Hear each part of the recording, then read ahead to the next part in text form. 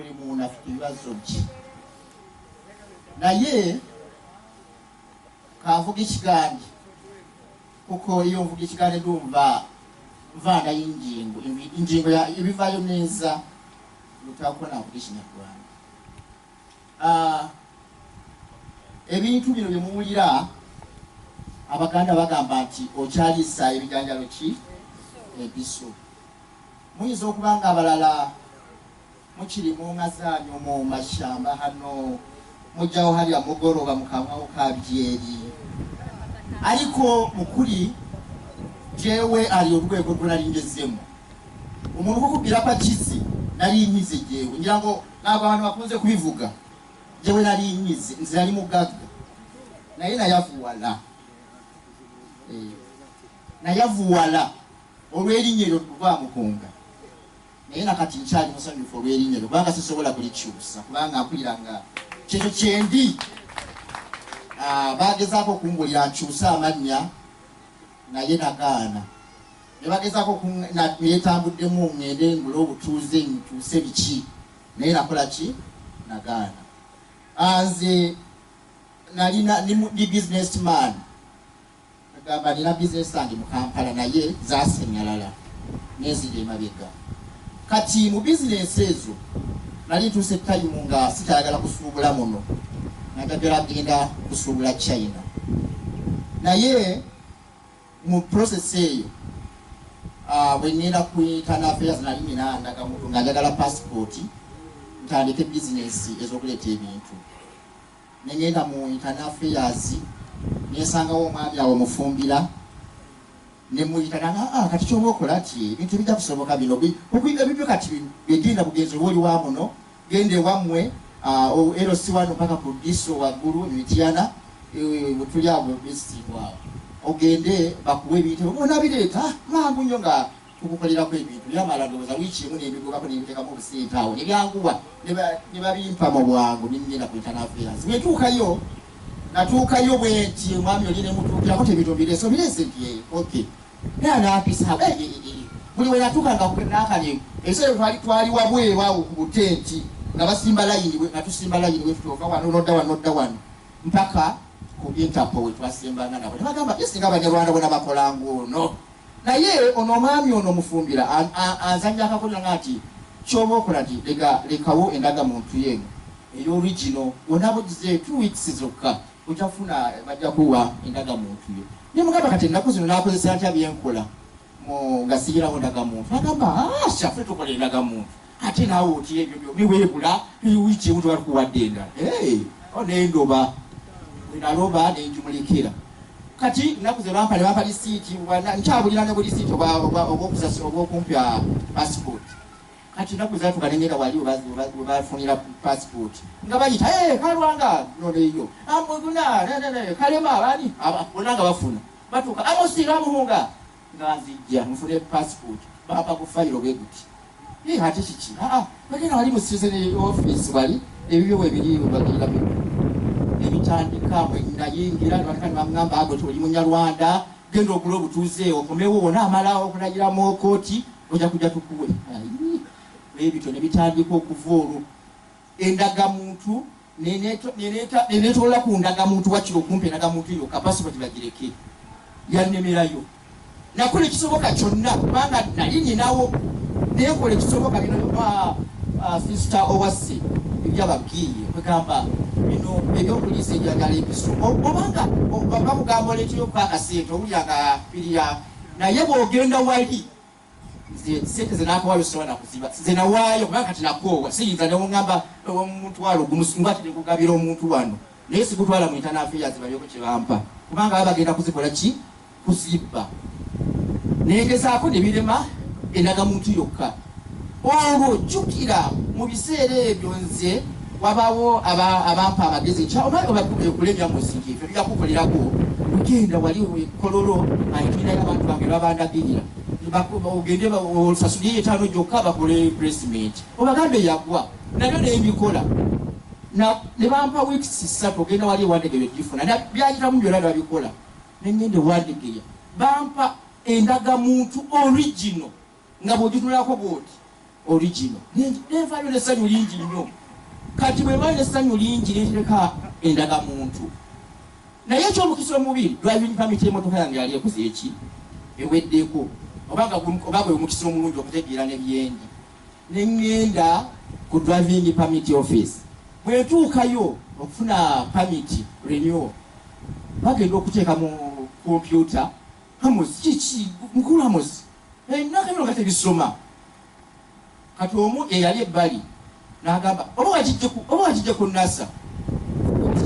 yambuli eno n'obusungu bange bwenjira n'agamba gwe ku NASA bakolayo endagamuntu nemba mu mbeera ku NASA bakolayo endagamuntu n'atunulira n'alaba nga avudde mu ki mu mbeera n'agamba kati omulanga nti wamma sebumanyi Amos kyoba okola naye wali kololo bagende bajja kulaba endagamuntu ye naye kati erina kyebulamu ndowooza baali babitegedde nenzira kololo bantwala mu legal office ezo abasirikale bambega emabega eyo nensanga direct omukyala munyakole muhima yali wampisa mungi y'omukyala oyo najogera mutabani kibikibikini bambi sore nemuyitiramu bwenamuyita sore naye tofaayo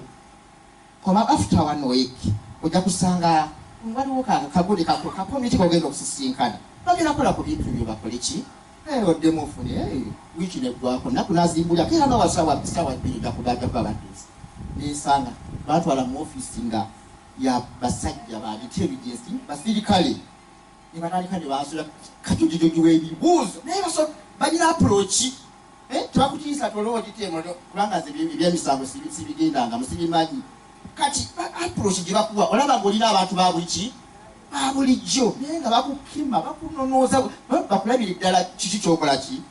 kati bambi ne balabanga ndi innocent bo nga babimanyi ne bagamba nobanikyamusitogera okukola nti tandika ogobe ne bampa kiwebsite abwe kyali internal affairs ntandike ngene ezijjuzeeko ebikwatagana nebyokola ki n'ebyokugula obutuuze mu bufunze nabagamba sijjagula butuuze bazaalibwa wano bazaalira wano abazaala bazaalibwa wano bajjajja bafiire eno sijjagula butuuze kubanga nali maze ennaku nga batandisa abantu okubimbulamu kati ekibula kugula butuuze so nenvaayo okuva olwo kati omukisa wegamba wengenda nga nziggwamu mwengamba kirali mugaga naye ngengera nziggwamu olwo sente zange zaalire mu Centenary Bank olwo Centenary Bank balatera okumpereza mu message awo azije simanyiri sente baali bagala kutukoleza nnyo bifaananyi ebyo okukolamu ebifaananyi ate mu ATM obwo badde mbazise bujja naye nga sikyalina ki ndagamo sente zange sirina bwenzikola ntya mazima nakuteza kufiirayo ekyo tekyakoma ku ekyo nina ettaka lyange oba omuyaye asemberere yategeerera abanyarwanda oba yategeera ekindiko kati ngenda okuddayo nga oluvannyuma lwakaseera mu kataka kange ngenda okusanga omwami nga kubanga nali ndi eno nga nze ndi Kampala nga aliyo omukozi wange kati mu tayimu eyo ngenda nga bambulya nti amosomanyi nti omusajja yasengudde ebikondo ndaba byayingidde waffe tetumanyi kyekiriwo obayogedde naye nga sinagenda musajja oyo era omuyaaye oba muki oba yakitegeera atya kati noonya n'engeri gyentandika gende naye mu kooti kubanga sirina bwe ngenda muki n'ubu ettaka lyange yaratinsiye byonna nembanga kwegamba omusiru nembanga omusiru kwegamba ebintu ebyo bigenda nga bisanyala kimu ku kimu mpola naye byonna tukwasaganye Katonda nga ye mubezi abakulu bano ne betulina bonna tulina essuubi nti tujja kuddamu tufune ensi empya nga bali bagamba nti tuliyambala ki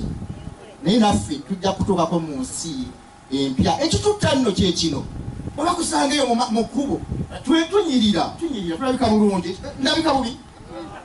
bulungi nange nemanyi ndabika bulungi naye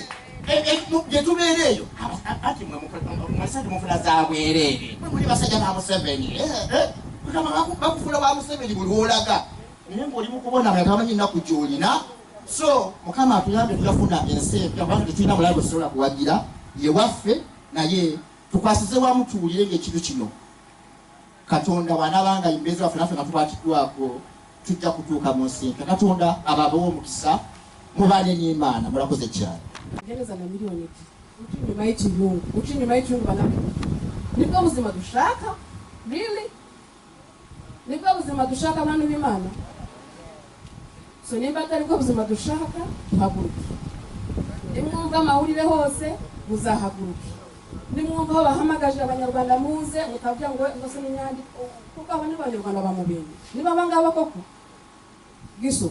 abana banyarwanda mubane n'ahangaha abariye bagiye kuhira inka zabo baracyazurira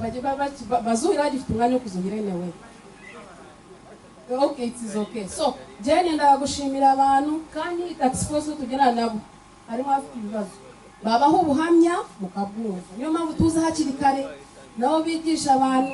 cyamani wacu Uncle Dani uzaduha umwanya abantu batanga ubuhamya nabo bafitemo kwigisha buri umwe afite uburyo w'icyanzanye muri ibi bintu. Umusaza wanjye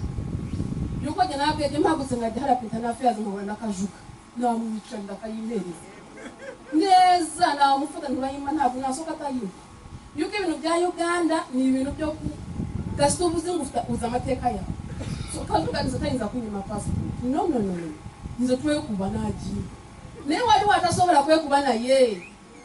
oshitegera alingiza bulingiza mu gate ndabera abasirikale nga banya no budugu beyo kundana affairs jebuli no mwana umuganda bwe nafuna ne bamdanga franka muchi weno obusuju nenga otugenda kundana affairs 2012 nga muchiba ino omusiba mukomera nenga te muganda kuli watugenda era yagamba naye omusajja nendisinkana mu nkubo zinatete ndi mukuba amanyi oshitegera naye kati waliwo abatasobola nga bambi walingiza olengera abasirikale nga bwe mu munyarwanda akayitasoka yuka kurumba. So tulwanirira abantu modulezo abatasobola bebatisa tobala abanalonda twefude bye tutali kubanga batutisa dda omitima gyatya dda. Niyo mpamvu leba umuroya nangu umuntu ukomeye minisitiri w'umunyarwanda wamushikutise ibyo abanyarwanda mwebwe mwemutuzana ikibazo we nukabyuka turabazana ikibazo. Ejo umuntu ari mu high court of appeal bamereza umwana w'umunyarwanda barambonye ati Robert mwene wanyu bene wanyu ngabo araza tuvuganye n'unyarwanda ndabimubwira atari ibyo mbyo muri murabireba murenda kutuzana intambara gusa n'imirimo turakivyo cyo ndabona ne batubwira ati president buriye atora minisitiri w'umunyarwanda abizi atabara abanyarwanda bagenzi bari hasi ariko we yahashika akarinda akaziki umwanya wo kurinda abanyarwanda bagenzi be. Nicyo kibazo dufite rero yuko buri position umunyarwanda yabonamo ubu gisu wani mu mureba Imana ibamere umugisha.